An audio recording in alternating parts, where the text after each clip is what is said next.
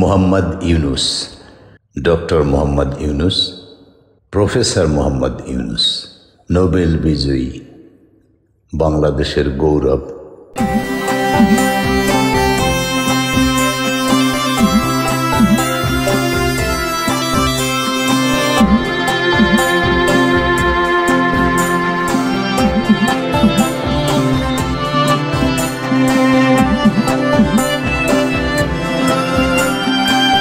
Doctor Mohammad Yunus.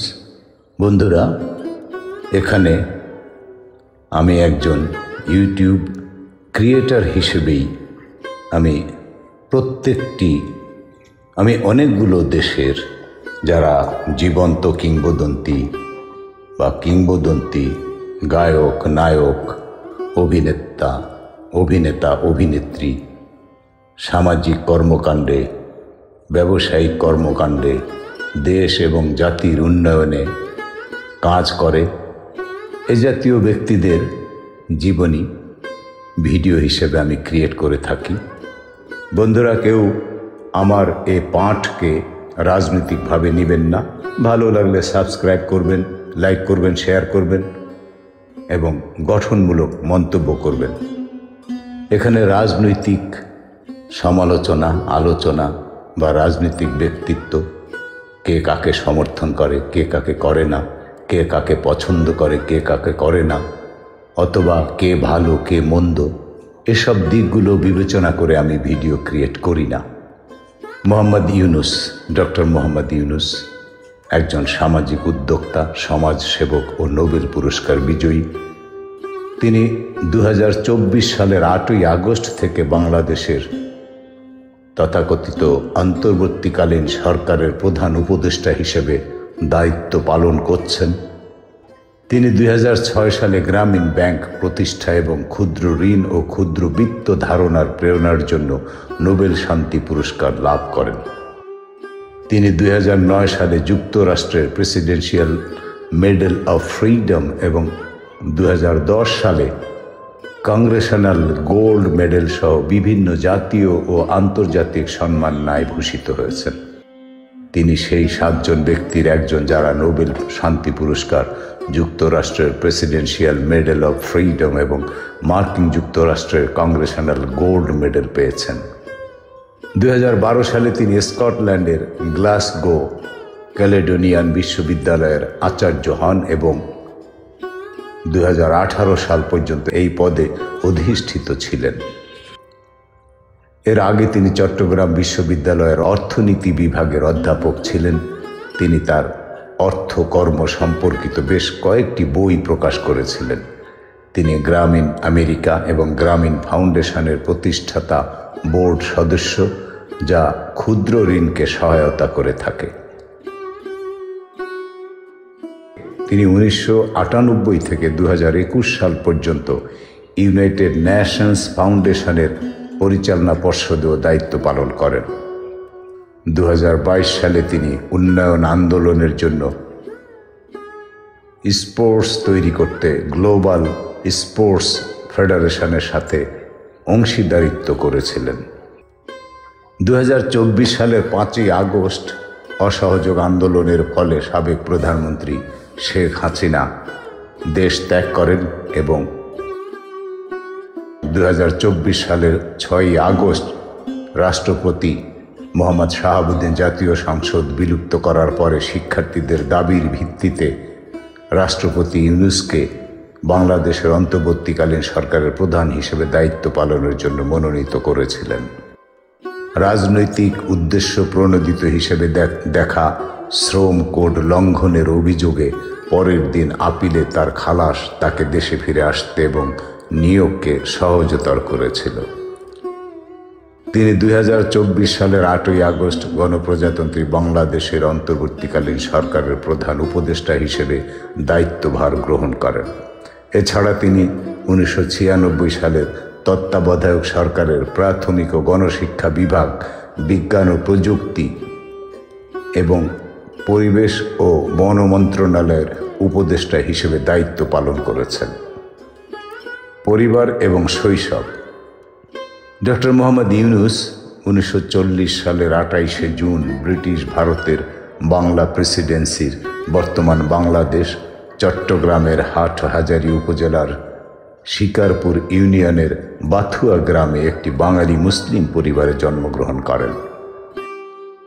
9 ভাই বোনের মধ্যে তিনি তৃতীয়। তার পিতা হাজী দুলা মিয়া সওদাগর ছিলেন একজন জহুরি এবং তার মাতা সুফিয়া খাতুন তার শৈশব কাটে গ্রামে। 1944 সালে তার পরিবার চট্টগ্রাম শহরে চলে আসে এবং তিনি তার গ্রামের স্কুল থেকে লামাবাজার প্রাথমিক বিদ্যালয়ে ভর্তি হন। 1949 সালের দিকে তার মা মানসিক অসুস্থতায় ভুগতে শুরু করেন। পরবর্তীতে তিনি চট্টগ্রাম কলেজিয়েট স্কুল থেকে ম্যাট্রিকুলেশন পরীক্ষায় উত্তীর্ণ হন এবং পূর্ব পাকিস্তানের 39,000 ছাত্রের মধ্যে 16তম স্থান অধিকার করেন। বিদ্যালয় জীবনে তিনি একজন সক্রিয় বয় স্কাউটস ছিলেন এবং 1952 সালে পশ্চিম পাকিস্তান ও ভারত এবং 1955 সালে কানাডায় জাম্বরিতে অংশগ্রহণ করেন। পরে যখন ইউনুস চট্টগ্রাম কলেজে পড়াশোনা করছিলেন তখন তিনি সাংস্কৃতিক কর্মকাণ্ডে সক্রিয় হন এবং নাটকের জন্য পুরস্কার জয়লাভ করেন। 1957 সালে তিনি ঢাকা বিশ্ববিদ্যালয়ের অর্থনীতি বিভাগে ভর্তি হন এবং 1960 সালে বিএ এবং 1961 সালে এমএ সম্পন্ন করেন।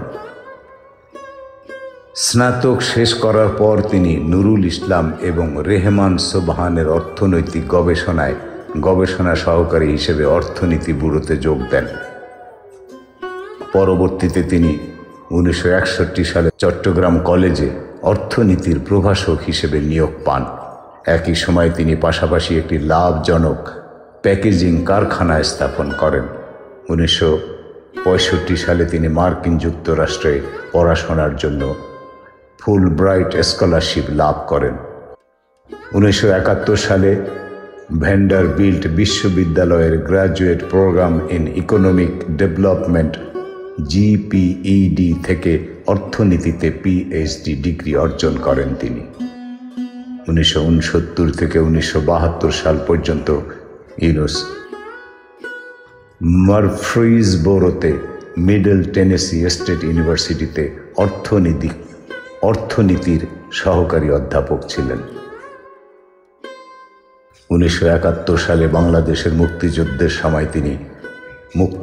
সময় তিনি একটি নাগরিক কমিটি প্রতিষ্ঠা করেন এবং অন্যান্য বাংলাদেশিদের সাথে যুক্তরাষ্ট্রে মুক্তিযুদ্ধের জন্য সমর্থন সংগ্রহ করতে বাংলাদেশ ইনফরমেশন সেন্টার পরিচালনা করেন।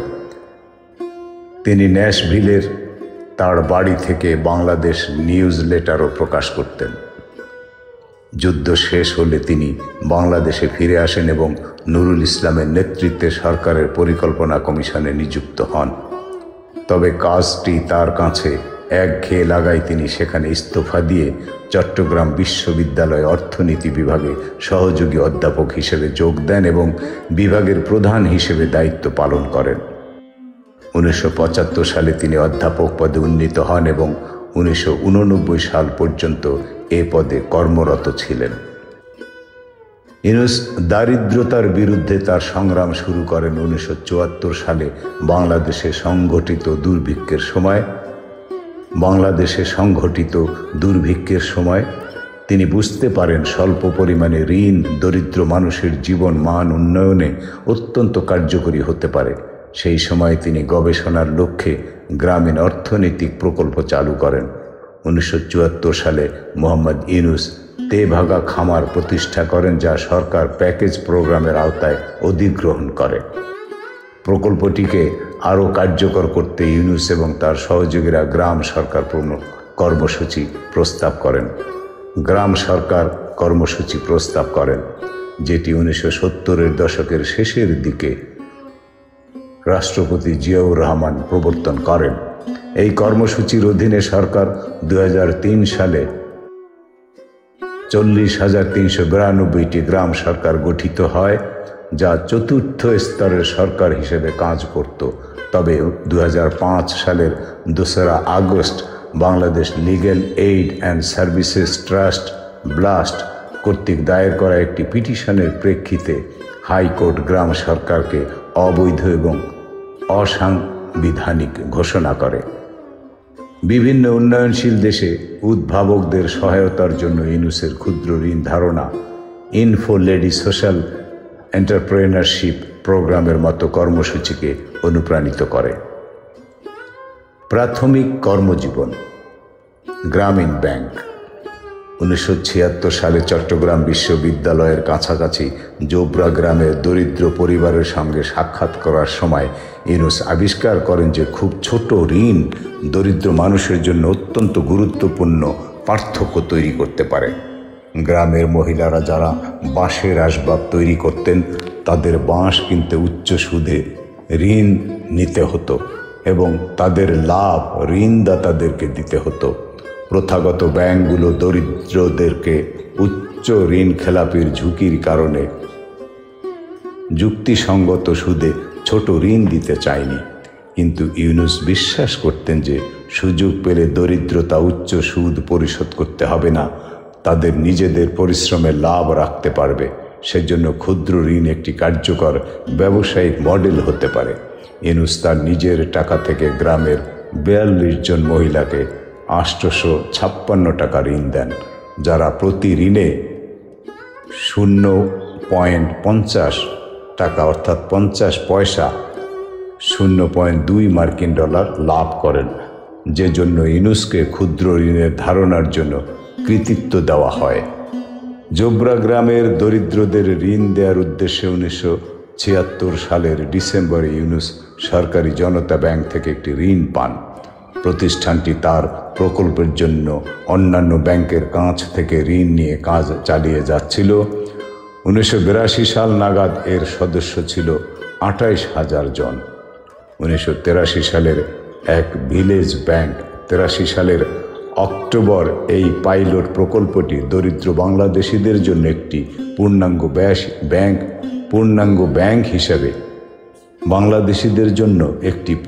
ব্যাংক হিসেবে কাজ শুরু করে এবং এর নামকরণ করা হয় গ্রামীণ ব্যাংক, ভিলেজ ব্যাংক। জুলাই 2007 নাগাদ গ্রামীণ ব্যাংক 7.4 মিলিয়ন ঋণ গ্রহীতাদের জন্য 6.38 বিলিয়ন মার্কিন ডলার ইস্যু করেছিল। সলিডারিটি গ্রুপ নামক একটি সিস্টেম ব্যবহার করে ব্যাংকটি ঋণ পরিশোধ নিশ্চিত করে। এই ক্ষুদ্র অনানুষ্ঠানিক গোষ্ঠীগুলি একসঙ্গে ঋণের জন্য আবেদন করে এবং এর সদস্যরা ঋণ পরিশোধের সহ জামিনদার হিসেবে কাজ করে এবং অর্থনৈতিক উন্নয়নে একে অপরের প্রচেষ্টাকে সমর্থন করে। 1980 সালের শেষের দিকে গ্রামীণ ব্যাংক অব্যবহৃত মাছ ধরার পুকুর সংস্কার এবং গভীর নলকূপ স্থাপনের মতো বিষয় নিয়ে কাজ করতে শুরু করে। 1989 সালে এই বৈচিত্র্যপূর্ণ প্রকল্পগুলো পৃথক সংস্থায় বৃদ্ধি পেতে শুরু করে। মৎস্য প্রকল্প গ্রামীণ মৎস্য ফাউন্ডেশন এবং সেচ প্রকল্পটি গ্রামীণ কৃষি ফাউন্ডেশন হয়ে ওঠে। সময়ের সাথে সাথে গ্রামীণ ব্যাংকের উদ্যোগটি গ্রামীণ ট্রাস্ট এবং গ্রামীণ তহবিলের মতো বড় প্রকল্পগুলি সহ লাভজনক এবং অলাভজনক উদ্যোগের একটি বহুমুখী গোষ্ঠীতে পরিণত হয়, যা গ্রামীণ সফটওয়্যার লিমিটেড, গ্রামীণ সাইবার নেট লিমিটেড এবং গ্রামীণ নেটওয়ার্ক লিমিটেডের মতো ইকুইটি প্রকল্পগুলি চালায়। পাশাপাশি গ্রামীণ টেলিকম, যার একটি অংশীদারিত্ব রয়েছে গ্রামীণ ফোনে, বাংলাদেশের বৃহত্তম বেসরকারি ফোন কোম্পানি। মার্চ 1997 থেকে 2007 সাল পর্যন্ত জিপির ভিলেজ ফোন পল্লী ফোন প্রকল্পটি 50,000-এরও বেশি গ্রামে 2,60,000 গ্রামীণ দরিদ্রদের কাছে সেল ফোনের মালিকানা নিয়ে এসেছিল। গ্রামীণের সাথে তার কাজের জন্য ইউনুসকে 2001 সালে পাবলিক গ্লোবাল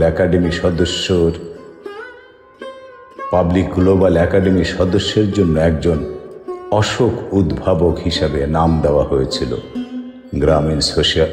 গ্রামীণ সোশ্যাল বিজনেস মডেল বইটিতে এর লেখক রাশিদুল বারী বলেছেন যে সারা বিশ্বে গ্রামীণ সামাজিক ব্যবসায়িক মডেল GSBN তত্ত্ব থেকে একটি অনুপ্রেরণামূলক অনুশীলনে পরিণত হয়েছে, যা নেতৃস্থানীয় বিশ্ববিদ্যালয় যেমন গ্লাসগো, উদ্যোক্তাদের যেমন ফ্র্যাঙ্ক রিবউড এবং কর্পোরেশনগুলি যেমন ড্যানন দ্বারা গৃহীত হয়েছে।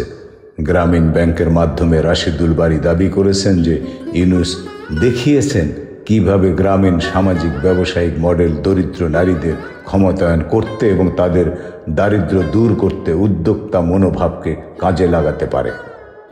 ইউনুসের ধারণাগুলি থেকে বারী একটি উপসংহার টানার পরামর্শ দিয়েছেন যে দরিদ্ররা একটি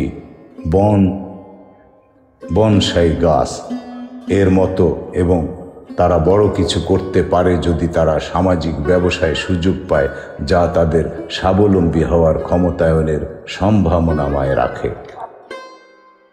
ডক্টর ইউনুস এবং গ্রামীণ ব্যাংকে অর্থনৈতিক এবং সামাজিক উন্নয়নের প্রচেষ্টার জন্য 2006 সালের শান্তিতে নোবেল পুরস্কার প্রদান করা হয়েছিল। মোহাম্মদ ইউনুস নিজেকে এমন একজন নেতা হিসেবে প্রমাণ করেছেন যিনি লক্ষ লক্ষ মানুষের কল্যাণের জন্য দৃষ্টিভঙ্গিকে বাস্তবিক পদক্ষেপে রূপান্তর করতে সক্ষম হয়েছেন। শুধু বাংলাদেশেই নয়, বরং অন্যান্য অনেক দেশেও আর্থিক নিরাপত্তা ছাড়াই দরিদ্র মানুষদের ঋণ দেওয়া অসম্ভব ধারণা মনে হয়েছিল। 3 দশক আগে বিনয়ী সূচনা থেকে ইউনুস প্রধানত গ্রামীণ ব্যাংকের মাধ্যমে ক্ষুদ্র ঋণকে দারিদ্র্যের বিরুদ্ধে সংগ্রামে একটি ক্রমবর্ধমান গুরুত্বপূর্ণ হাতিয়ারে পরিণত করেছেন। নরওয়েজীয় নোবেল কমিটি, তিনি প্রথম বাংলাদেশি হিসেবে নোবেল পুরস্কার পান। গুরুত্বপূর্ণ পুরস্কারের খবর পাওয়ার পর ইউনুস ঘোষণা করেন যে তিনি 14 লক্ষ 2024 সালে প্রায় 21 লক্ষের সমতুল্য পুরস্কার অর্থের একটি অংশ ব্যবহার করে দরিদ্রদের জন্য কম খরচে উচ্চ পুষ্টির খাবার তৈরির জন্য একটি কোম্পানি গড়ে তুলবেন। বাকিটা তার নিজ জেলা চট্টগ্রামে ইউনুস বিজ্ঞান ও প্রযুক্তি বিশ্ববিদ্যালয় স্থাপন এবং বাংলাদেশের দরিদ্রদের জন্য একটি চক্ষু হাসপাতাল প্রতিষ্ঠার জন্য ব্যবহার করবেন। প্রাক্তন মার্কিন প্রেসিডেন্ট বিল ক্লিন্টন ইউনুসকে নোবেল পুরস্কার দেওয়ার পক্ষে জোরালো সমর্থন প্রদান করেন। তিনি রোলিং স্টোন ম্যাগাজিনে এবং তার আত্মজীবনী মাই লাইফ এই বিষয়ে লিখেছিলেন। 2002 সালে ক্যালিফোর্নিয়া বিশ্ববিদ্যালয় বার্কলিতে দেওয়া একটি ভাষণে প্রেসিডেন্ট বিল ক্লিন্টন ইউনুসকে এভাবে বর্ণনা করেন যে একজন ব্যক্তি হিসেবে যার অনেক আগেই নোবেল পুরস্কার অর্থনীতিতে পাওয়া উচিত ছিল, এবং আমি এই কথা বলতেই থাকব যতক্ষণ না তারা অবশেষে তাকে এটি প্রদান করে। অপরদিকে দ্য ইকোনমিস্ট স্পষ্টভাবে উল্লেখ করে যে যদিও ইউনুস দারিদ্র্যের বিরুদ্ধে চমৎকার কাজ করছেন, এটা তাকে শান্তি পুরস্কার দেওয়ার জন্য যথাযথ নয়। উল্লেখ করে নোবেল কমিটি আরও সাহসী এবং কঠিন সিদ্ধান্ত নিতে পারত যদি তারা ঘোষণা করত যে এবার কোনো পুরস্কার প্রাপ্ত নেই।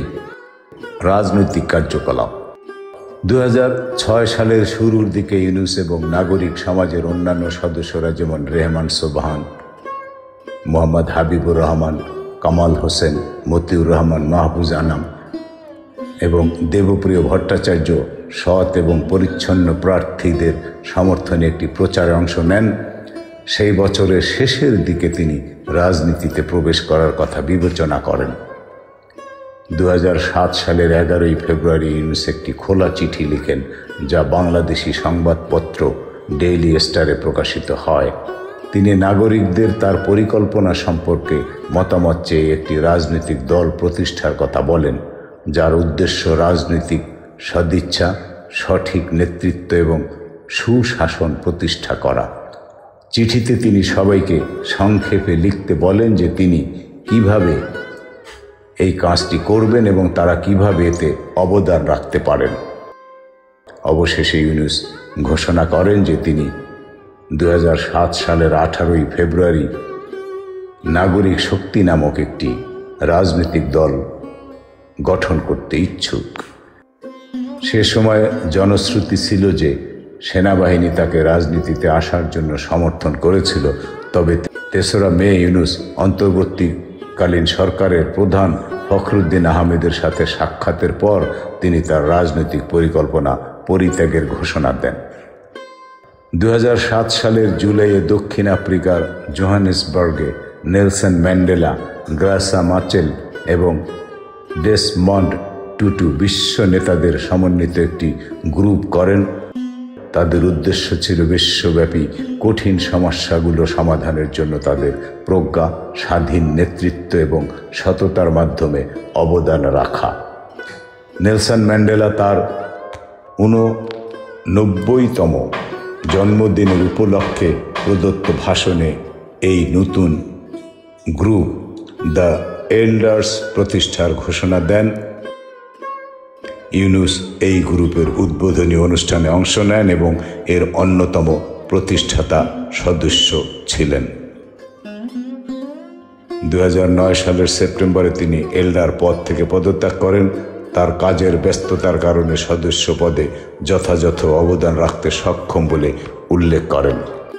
Yunus Africa progress panel APP এর সদস্য, একটি 10 জন বিশিষ্ট ব্যক্তিদের গ্রুপ যারা আফ্রিকার ন্যায়সঙ্গত এবং টেকসই উন্নয়নের পক্ষে উচ্চ পর্যায়ে প্রচারণা চালায়। প্রতি বছর এই প্যানেল একটি প্রতিবেদন প্রকাশ করে, আফ্রিকা প্রোগ্রেস রিপোর্ট, যা মহাদেশের জন্য তাৎক্ষণিক গুরুত্বপূর্ণ একটি বিষয় তুলে ধরে এবং সংশ্লিষ্ট নীতিমালা প্রস্তাব করে। ২০০৯ সালে জুলাইয়ে ইউনূস দারিদ্র্য নিরসনে সহায়তা করার জন্য SNV নেদারল্যান্ডস ডেভেলপমেন্ট অর্গানাইজেশনের আন্তর্জাতিক উপদেষ্টা বোর্ডের সদস্য হন। এই বোর্ড উন্নয়ন সংস্থার মূল বিষয় ও নীতি প্রণয়নে পরামর্শ প্রদান করে। ২০০৯ সালের জুলাই মাসে ইউনূস SNV নেদারল্যান্ডস ডেভেলপমেন্ট অর্গানাইজেশনের আন্তর্জাতিক উপদেষ্টা বোর্ডের সদস্য হন। এই বোর্ড সংস্থাটির দারিদ্র্য নিরসনের কাজকে সহায়তা করে। ২০১০ সাল থেকে Yunus broadband commission for digital development এর একজন কমিশনার হিসেবে দায়িত্ব পালন করছেন। এটি একটি জাতিসংঘ উদ্যোগ যা ব্রডব্যান্ড ইন্টারনেট সেবাকে সামাজিক ও অর্থনৈতিক উন্নয়ন ত্বরান্বিত করার জন্য ব্যবহার করতে চায়। ২০১৬ সালের মার্চ মাসে তিনি জাতিসংঘের মহাসচিব বান কি মুন কর্তৃক স্বাস্থ্য, কর্মসংস্থান এবং অর্থনৈতিক প্রবৃদ্ধি বিষয়ক উচ্চ পর্যায়ের কমিশনের সদস্য হিসেবে নিয়োগ পান।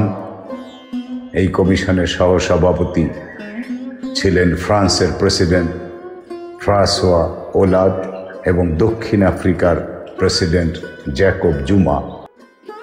২০১৬ থেকে ২০১৭ সালের রোহিঙ্গা গণহত্যার পর ইউনূস মিয়ানমারকে রোহিঙ্গা মুসলমানদের বিরুদ্ধে সহিংসতা বন্ধ করার আহ্বান জানান। তত্ত্বাবধায়ক সরকারের উপদেষ্টা মোহাম্মদ ইউনূস ১৯৯৬ সালের সাবেক প্রধান বিচারপতি মোহাম্মদ হাবিবুর রহমানের নেতৃত্বে গঠিত তত্ত্বাবধায়ক সরকারের উপদেষ্টা হিসেবে দায়িত্ব পালন করেন। তিনি প্রাথমিক ও গণশিক্ষা মন্ত্রণালয়, বিজ্ঞান ও প্রযুক্তি মন্ত্রণালয় এবং পরিবেশ ও বন মন্ত্রণালয়ের দায়িত্বে ছিলেন। অন্তর্বর্তীকালীন সরকারের প্রধান ২০২৪ সালের ৫ই আগস্ট গণ আন্দোলনের মুখে সাবেক প্রধানমন্ত্রী শেখ হাসিনা দেশ ত্যাগের পর বাংলাদেশের রাজনৈতিক অচলাবস্থা তৈরি হয়। এ সময় বৈষম্য বিরোধী ছাত্র আন্দোলন মোহাম্মদ ইউনূসকে বাংলাদেশ সরকারের অন্তর্বর্তীকালীন সরকারের প্রধান হিসেবে প্রস্তাব করে। পরবর্তীতে রাষ্ট্রপতি মোহাম্মদ শাহাবুদ্দিন এতে সম্মতি জ্ঞাপন করেন এবং অন্তর্বর্তীকালীন সরকারের প্রধান উপদেষ্টা হিসেবে তাকে নিয়োগের সিদ্ধান্ত নেওয়া হয়। ৮ই আগস্ট ২০২৪ তিনি অন্তর্বর্তীকালীন সরকারের প্রধান উপদেষ্টা হিসেবে আনুষ্ঠানিকভাবে শপথ গ্রহণ করেন। বিতর্ক: সাবেক প্রধানমন্ত্রী শেখ হাসিনার দ্বিতীয় মন্ত্রিসভা 2011 সালের 11 জানুয়ারি গ্রামীণ ব্যাংকের কার্যক্রম পর্যালোচনার ঘোষণা দেয়। ফেব্রুয়ারিতে মেরি রবিনসন সহ বেশ কয়েকজন আন্তর্জাতিক নেতা ইউনুসের পক্ষে সমর্থন বাড়াতে শুরু করেন। এর মধ্যে অন্যতম উদ্যোগ হচ্ছে ফ্রেন্ডস অফ গ্রামীণ নামে একটি আনুষ্ঠানিক সমর্থক নেটওয়ার্ক গঠন। 2011 সালের 15 ফেব্রুয়ারি বাংলাদেশের অর্থমন্ত্রী আবুল মাল আব্দুল মুহিত ঘোষণা করেন যে তদন্ত চলাকালীন ইউনুসের গ্রামীণ ব্যাংক থেকে দূরে থাকা উচিত। 2011 সালের 2 মার্চ মুজাম্মেল হক, ব্যাংকের একজন প্রাক্তন কর্মচারী যাকে সরকার জানুয়ারিতে চেয়ারম্যান নিয়োগ করেছিল, ঘোষণা করেন যে ইউনুসকে ব্যাংকের ব্যবস্থাপনা পরিচালক পদ থেকে বরখাস্ত করা হয়েছে। তবে ব্যাংকের মহাব্যবস্থাপক জান্নাতি কাওনাইন একটি বিবৃতিতে জানান যে বিতর্কের আইনি দিকগুলো পর্যালোচনা না হওয়া পর্যন্ত ইউনুস তার পদে বহাল রয়েছেন। 2011 সালের মার্চে ইউনুস গ্রামীণ ব্যাংকের ব্যবস্থাপনা পরিচালক পদ থেকে তাকে অপসারণের বাংলাদেশ ব্যাংকের সিদ্ধান্তের বৈধতা চ্যালেঞ্জ করে বাংলাদেশ হাইকোর্টে একটি রিট আবেদন করেন। একই দিনে গ্রামীণ ব্যাংকের 9 জন নির্বাচিত পরিচালক দ্বিতীয় একটি রিট আবেদন দাখিল করেন। মার্কিন সেনেটর জন কেরি 5 মার্চ 2011 তারিখে একটি বিবৃতিতে ইউনুসের প্রতি তার সমর্থন প্রকাশ করেন এবং এই ঘটনায় তিনি গভীরভাবে উদ্বিগ্ন বলে ঘোষণা করেন। একই দিনে বাংলাদেশে হাজার হাজার মানুষ প্রতিবাদ করে এবং ইউনুসকে সমর্থন করতে মানববন্ধন গঠন করে। রিট আবেদনগুলোর শুনানি 6 মার্চ 2011 তারিখে হওয়ার কথা ছিল, কিন্তু স্থগিত করা হয়। 2011 সালের 8 মার্চ আদালত ইউনুসের বরখাস্ত নিশ্চিত করে। সুদখোর অভিযোগ এবং ক্ষুদ্র ঋণের কার্যকারিতা। মোহাম্মদ ইউনুস ও গ্রামীণ ব্যাংকের বিরুদ্ধে অভিযোগগুলি এমন একটি প্রেক্ষাপটে করা হয়েছিল যেখানে কিছু মানুষ ক্ষুদ্র ঋণের কার্যকারিতা নিয়ে প্রশ্ন তুলতে শুরু করেছিলেন। এর পেছনে ছিল ভারত ও মেক্সিকোর কিছু লাভজনক ক্ষুদ্র ঋণ প্রতিষ্ঠানের MFI কার্যকলাপ। কিছু নির্দিষ্ট MFIতে ঋণ আদায়ের জন্য জোর জবরদস্তি, সামাজিক চাপ এবং শারীরিক হয়রানি ব্যবহার করা হতো বলে জানা যায়। ক্ষুদ্র ঋণের বাণিজ্যিকীকরণের কারণে ইউনুস বলেন যে তিনি কখনো কল্পনাও করেননি যে একদিন ক্ষুদ্র ঋণ নিজস্ব ধরনের সুদখোর সৃষ্টি করবে। মুনাফার লোভে কিছু লাভজনক MFI প্রাথমিক গণপ্রস্তাব IPO করতে আকৃষ্ট হয়, যার মধ্যে রয়েছে ভারতের সবচেয়ে বড় MFI SKS মাইক্রোফিন্যান্স, যারা 2010 সালের জুলাইয়ে একটি IPO করে। 2010 সালের সেপ্টেম্বরে ইউনুস IPOর সমালোচনা করেন। ক্লিন্টন গ্লোবাল ইনিশিয়েটিভ সভায় SKS এর প্রতিষ্ঠাতা বিক্রম আকুলার সাথে একটি বিতর্কে তিনি বলেন, ক্ষুদ্র ঋণ গরিবদের থেকে অর্থ উপার্জনের জন্য মানুষকে প্রলোভিত করার বিষয় নয়। আপনি সেটাই করছেন, এটা সম্পূর্ণ ভুল বার্তা। প্রকৃত সুদের হার গণনা বিভিন্ন রকম হলেও একটি হিসাবে গ্রামীণের গড় হার প্রায় 23% মুদ্রাস্ফীতির হারের সাথে তুলনীয় বলে দেখা যায়। 2006 সালের আরেকটি হিসাবে মুদ্রাস্ফীতির হারকে ছাড়িয়ে গিয়ে অনেক বেশি সুদের হার দেখা যায়। অভিযোগের পিছনে রাজনৈতিক উদ্দেশ্য। 2010 সালের ডিসেম্বরে নরওয়ে সরকার গ্রামীণ ব্যাংকের তহবিল অপব্যবহার বা আত্মসাতের সব অভিযোগ থেকে দ্রুত নির্দোষ ঘোষণা করে। 2011 সালের মার্চে বাংলাদেশ সরকার গ্রামীণ ব্যাংকের সকল কার্যক্রমের উপর 3 মাসের একটি তদন্ত শুরু করে। এই তদন্তের কারণে মোহাম্মদ ইউনুস ওয়ার্ল্ড ইকোনমিক ফোরামে অংশগ্রহণ করতে পারেননি। 2011 সালের জানুয়ারিতে ইউনুস একটি মানহানির মামলায় আদালতে হাজির হন। এই মামলাটি 2007 সালে একটি ছোট বামপন্থী দলের স্থানীয় এক রাজনীতিবিদ দায়ের করেছিলেন। মামলার কারণ ছিল ইউনুস AFP সংবাদ সংস্থাকে দেওয়া একটি মন্তব্য বাংলাদেশের রাজনীতিবিদরা শুধুমাত্র ক্ষমতার জন্য কাজ করেন। এখানে কোনো আদর্শ নেই। শুনানিতে ইউনূসকে জামিন দেওয়া হয় এবং পরবর্তী শুনানিগুলিতে ব্যক্তিগতভাবে উপস্থিত থাকা থেকে অব্যাহতি দেওয়া হয়। এই তদন্তগুলি সন্দেহের উদ্রেক করে যে এমন অনেক আক্রমণ রাজনৈতিক উদ্দেশ্য প্রণোদিত হতে পারে, যার কারণ হতে পারে 2007 সালের শুরুর দিকে থেকে শেখ হাসিনা এবং ইউনূসের মধ্যে কঠিন সম্পর্ক, যখন ইউনূস নিজের একটি রাজনৈতিক দল গঠন করেছিলেন, যদিও তিনি 2007 সালের মে মাসে সেই প্রচেষ্টা থেকে সরে দাঁড়িয়েছিলেন। অংশীদারদের সম্পর্কিত অভিযোগ, খাদ্য মামলা এবং ফোন মামলা। 2011 সালের 27শে জানুয়ারিতে Yunus Dhaka city corporation DCC খাদ্য নিরাপত্তা আদালতের দায়ের করা একটি খাদ্য ভেজাল মামলায় আদালতে হাজির হন। এই মামলায় তাকে ভেজাল দই উৎপাদনের অভিযোগে অভিযুক্ত করা হয়, যার চর্বি উৎপাদন আইনগত ন্যূনতম মাত্রার নিচে ছিল। এই দই গ্রামীণ ডানন দ্বারা উৎপাদিত হয়, যা গ্রামীণ ব্যাংক এবং ডাননের মধ্যে একটি যৌথ সামাজিক ব্যবসায় উদ্যোগ। এর উদ্দেশ্য হল দই বিক্রেতাদের জন্য সুযোগ সৃষ্টি করা এবং পুষ্টি সমৃদ্ধ দইয়ের মাধ্যমে শিশুদের পুষ্টির উন্নতি করা। ইউনূসের আইনজীবীর মতে এই অভিযোগগুলি মিথ্যা এবং ভিত্তিহীন।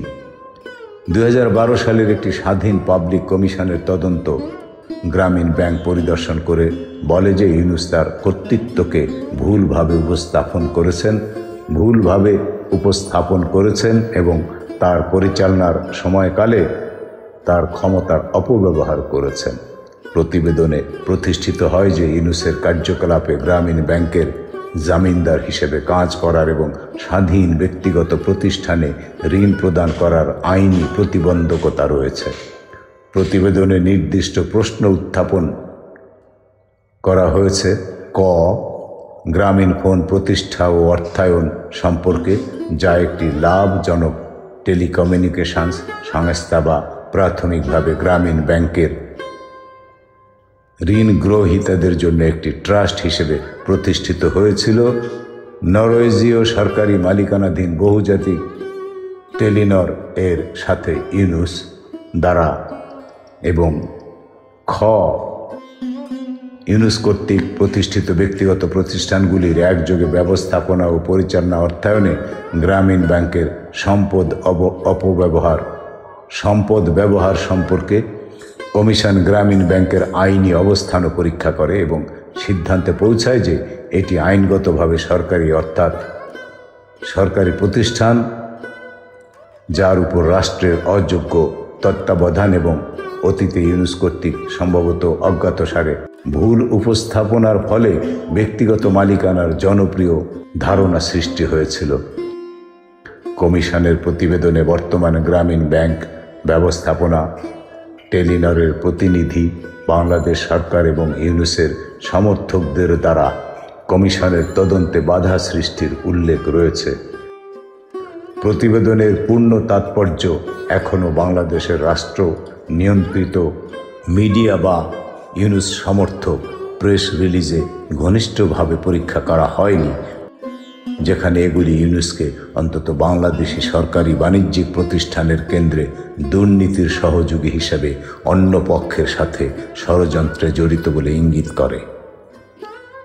বিচার: ইউনূস বাংলাদেশে 174টি মামলার সম্মুখীন হয়েছিলেন, যার মধ্যে 172টি ছিল দেওয়ানি মামলা, কারণ আওয়ামী লীগের প্রধান সাবেক প্রধানমন্ত্রী শেখ হাসিনা 2014 সালের নির্বাচনের পর ক্ষমতায় থেকে গিয়েছিলেন। অভিযোগগুলির মধ্যে ছিল শ্রম আইন লঙ্ঘন, দুর্নীতি এবং অর্থ পাচার, যা ইউনূস দাবি করেছিলেন রাজনৈতিকভাবে প্রণোদিত। হাসিনা ইউনূসের বিরুদ্ধে একাধিক বিচার শুরু করেন। প্রথমে তিনি 2010 সালে ইউনূসকে বিচারের মুখোমুখি করেন এবং শেষ পর্যন্ত তাকে গ্রামীণ ব্যাংক থেকে অপসারণ করেন। তার বয়সের কারণ দেখিয়ে 2013 সালে তিনি দ্বিতীয়বার চেষ্টা করেন, কারণ তিনি কথিত অনুমতি ছাড়া আয় করেছিলেন, যার মধ্যে ছিল তার নোবেল শান্তি পুরস্কারের অর্থ এবং বই বিক্রির রয়্যালটি। ইউনূসের বিরুদ্ধে এই ধারাবাহিক বিচার বিশ্বব্যাপী বিভিন্ন ব্যক্তিকে বিভ্রান্ত করে, গ্রামীণ ব্যাংকের ৮৩ লক্ষ সুবিধাবঞ্চিত নারী থেকে শুরু করে মার্কিন প্রেসিডেন্ট বারাক ওবামাকে পর্যন্ত। বিকাশ বাজাজ ২০১৩ সালের ৭ই নভেম্বর লিখেছেন, বাংলাদেশ সরকার গ্রামীণ ব্যাংক এবং এর প্রতিষ্ঠাতা মোহাম্মদ ইউনূসের বিরুদ্ধে দীর্ঘদিন ধরে চলা অভিযানে তাদের সর্বশেষ ট্রাম্প কার্ড খেলেছে। গত সপ্তাহে আইন প্রণেতারা একটি আইন পাশ করেছেন যা কার্যত ব্যাংকটিকে জাতীয়করণ করেছে। এই ব্যাংকটি দরিদ্র মহিলাদের ক্ষুদ্র ঋণ দেওয়ার ধারণার পথিকৃৎ ছিল। নতুন আইনের মাধ্যমে ৮.৪ মিলিয়ন গ্রামীণ মহিলা যারা ব্যাংকের অধিকাংশ শেয়ারের মালিক, তাদের কাছ থেকে ব্যাংকের নিয়ন্ত্রণ কেড়ে নেওয়া হয়েছে। ২০২৪ সালের ১ জানুয়ারি বাংলাদেশের একটি আদালত ইউনূস এবং গ্রামীণ টেলিকম এর ৩ জন কর্মচারীকে শ্রম আইন লঙ্ঘনের জন্য ৬ মাসের কারাদণ্ড দিয়েছিল, তবে আদালত আপিলের জন্য জামিন মঞ্জুর করেছিল।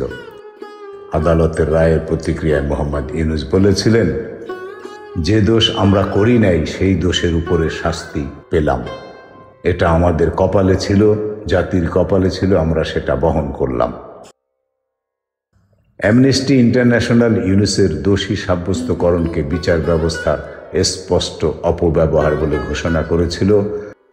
পরবর্তীতে আপিলের প্রেক্ষিতে ২০২৪ সালের ৭ই আগস্ট ডক্টর ইউনূস সহ অন্যরা খালাস পান।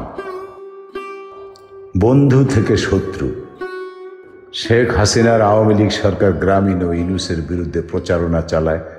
দ্য নিউ ইয়র্ক টাইমস জানিয়েছে, তার কর্মকাণ্ড মনে হচ্ছে মিস্টার ইউনূসের ২০০৭ সালে রাজনীতিতে আসার ঘোষণার প্রতিশোধ, যদিও তিনি কখনোই তার পরিকল্পনা বাস্তবায়ন করেননি। টাইমস অব ইন্ডিয়া অনুযায়ী ইউনূসের বিরুদ্ধে তার সিদ্ধান্তে আরেকটি বিষয় প্রভাব ফেলেছিল, নোবেল শান্তি পুরস্কার। হাসিনা মনে করতেন যে ১৯৯৭ সালের পার্বত্য চট্টগ্রাম শান্তি চুক্তি স্বাক্ষরের জন্য তিনি নোবেল শান্তি পুরস্কার পাবেন। ৯ March attorney general Mahbub Alam সরকারের মনোভাব প্রকাশ করে বলেন, প্রধানমন্ত্রী শেখ হাসিনাকে নোবেল শান্তি পুরস্কার দেওয়া উচিত ছিল। তিনি নোবেল কমিটির বিচক্ষণতাকেও চ্যালেঞ্জ করেন। ২০০৭ সালের সেনাবাহিনীর জেনারেল মইনুল ইউ আহমেদ একটি সামরিক অভ্যুত্থান ঘটান। সেই সময় খালেদা জিয়ার মেয়াদ শেষ হওয়ার পর দেশের চতুর্থ প্রধান উপদেষ্টা হওয়ার জন্য জেনারেলের অনুরোধ ইউনূস প্রত্যাখ্যান করেন, তবে ইউনূস জেনারেলকে ফখরুদ্দিন আহমেদকে এই পদের জন্য বেছে নেওয়ার পরামর্শ দেন। ফখরুদ্দিন ১১ জানুয়ারি ২০০৭ তারিখে দায়িত্ব গ্রহণ করেন এবং প্রথম দিনেই স্পষ্ট করে দেন যে তিনি শুধুমাত্র একটি অবাধ ও নিরপেক্ষ নির্বাচন আয়োজন করতে চান না, বরং দুর্নীতি দমন করতেও চান। খালেদা এবং হাসিনা ফখরুদ্দিনের সমালোচনা করেন এবং দাবি করেন যে দুর্নীতি দমন করা তার কাজ নয়, কিন্তু ইউনূস তার সন্তোষ প্রকাশ করেন। বাংলাদেশ সরকার ২০১০ সালের ডিসেম্বরে ইউনূসের বিরুদ্ধে প্রথম মামলা দেয়। অভিযোগ করে যে ১৯৯৬ সালে তিনি গ্রামীণ ব্যাংকের একটি সহযোগী কোম্পানিতে প্রায় $১০০ বিলিয়ন হস্তান্তর করেছিলেন। ইউনূস এই অভিযোগ অস্বীকার করেন এবং নরওয়ে সরকার তাকে নির্দোষ প্রমাণিত করে। ব্যক্তিগত জীবন। ১৯৬৭ সালে ইউনূস যখন ভ্যান্ডারবিল্ট বিশ্ববিদ্যালয়ে পড়াশোনা করছিলেন, সে সময় তিনি ভেরা ফরস্টেনকোর সাথে পরিচিত হন, যিনি ভ্যান্ডারবিল্ট বিশ্ববিদ্যালয়ে রাশিয়ান সাহিত্যের একজন ছাত্রী ছিলেন এবং যুক্তরাষ্ট্রের ট্রেন্টন, নিউ জার্সিতে রাশিয়ান অভিবাসীদের কন্যা ছিলেন। তারা ১৯৭০ সালে বিবাহ বন্ধনে আবদ্ধ হন। ইউনূসের ভেরার সাথে বিবাহ বিচ্ছেদ ঘটে ১৯৭৯ সালে। চট্টগ্রামে তাদের মেয়ে মনিকা ইউনূসের জন্মের কয়েক মাস পরেই, কারণ ভেরা দাবি করেন যে বাংলাদেশ একটি শিশু পালন করার জন্য ভালো জায়গা নয়, এবং নিউ জার্সিতে ফিরে যান। মনিকা নিউ ইয়র্ক সিটিতে একজন অপেরাটিক সোপ্রানো শাস্ত্রীয় গানের শিল্পী হিসেবে প্রতিষ্ঠিত হন। ইউনূস পরে আফরোজিকে বিয়ে করেন, যিনি তখন ম্যানচেস্টার বিশ্ববিদ্যালয়ে পদার্থবিজ্ঞানের একজন গবেষক ছিলেন। পরবর্তীতে তিনি জাহাঙ্গীরনগর বিশ্ববিদ্যালয়ে পদার্থবিজ্ঞানের অধ্যাপক হিসেবে নিযুক্ত হন।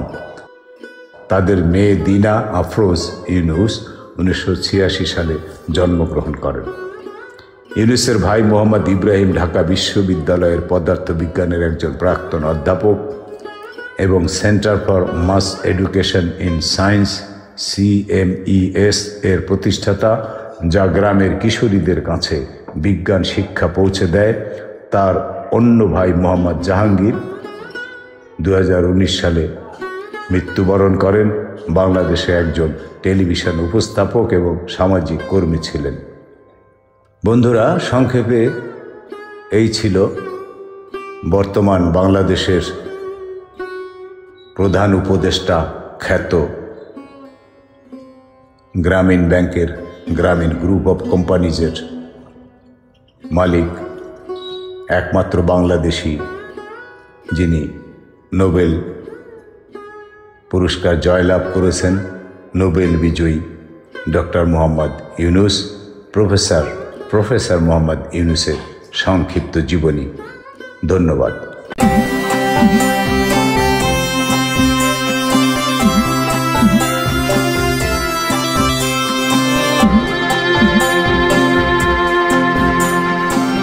Mm-hmm.